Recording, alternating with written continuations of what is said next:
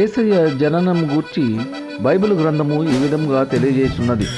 రాజులకు రాజు, ప్రభువులకు ప్రభు జన్మించక ముందు ప్రపంచ ప్రజలందరికీ ప్రజాసంఖ్య వ్రాయవలనని కైసరు ఐగుస్తు వలన ఆజ్ఞ ఇచ్చాను. కురేనియు సిరియా దేశమునకు అధిపతి అయి ఉన్నప్పుడు మొదటి ప్రజాసంఖ్య వ్రాయిచుండెను. గనుక ప్రజలందరూ వేరువేరు ప్రాంతాలలో నివసిస్తున్న వారందరూ తమ తమ సొంత పట్టణములకు తరలిపోవుచున్నారు. యోసేపు మరియమ్మను వివాహము చేసుకొని ఉన్నందున మరియమ్మతో కలిసి గలిలయలోని నజరేత్ నుండి బయలుదేరి ప్రయాణమై యూదయలోని బెత్లెహేము అనబడిన దావీదు ఊరికి వెళ్ళెను. మరియమ్మ నిండు చూలాలు గర్భవతి అయి ఉన్నది. అక్కడ ఉన్న సత్రములన్నీ ప్రజలతో నిండి ఉండేను. గనుక యోసేపు మరియమ్మకు సత్రములో స్థలము దొరకలేదు. గనుక ఆ ప్రక్కనే ఉన్న పశువుల పాకలో బస చేసిరి. మరియమ్మ నిండు గర్భవతి గనుక ఆ పశువుల పాకలో లోకరక్షకుడైన యేసయ్యను కనిన తర్వాత ఆ యేసయ్యను పొత్తిగుడలతో చుట్టి పశువుల మేత వేసే తొట్టెలో యేసయ్యను పరుండబెట్టిను. ఆ దేశంలో అనగా బెత్లెహేములో మారుమూల గ్రామంలో పొలములో కొందరు గొర్రెల కాపరులు గొర్రెలను మేపుచున్నారు.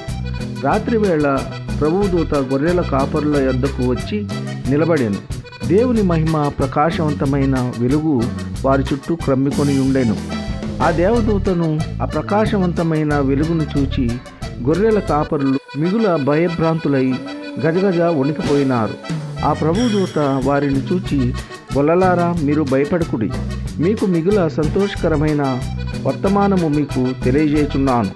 ప్రపంచ ప్రజలందరూ ఆనందించే సంతోషకరమైన వర్తమానము మీకు తెలియజేస్తున్నాను. దావీదు పట్టణమందు బెత్లెహేము అనే ఊరిలో పాపుల రక్షకుడు మీ కొరకు పుట్టియున్నారు. ఆ బాలుడే ప్రభు అయిన యేసు క్రీస్తు, ప్రభువులకు ప్రభువు అయినటువంటి క్రీస్తు. ఆ ప్రభు అయిన క్రీస్తును మీరు గుర్తించడానికి ఒక శిశువు పొత్తిగుడ్డలతో చుట్టబడి పశువుల మేత మేలు తొట్టెలో పండుకొని ఉండును అని గొర్రెల కాపరులతో చెప్పి వెంటనే ఆకాశం నుండి దిగివచ్చిన దేవదూతల సమూహంతో సర్వోన్నతమైన స్థలములలో దేవునికి మహిమ, దేవుడు ప్రేమించే మనుషులకు భూమి మీద శాంతి సమాధానము కలుగును. దేవుడు ఎక్కడ ఉంటే అక్కడ ఉన్న స్థలమునకు దేవుని మహిమ ఆవరిస్తుంది అని దూత సమూహంతో పాటలు పాడి పరలోకమునకు వెళ్ళెను.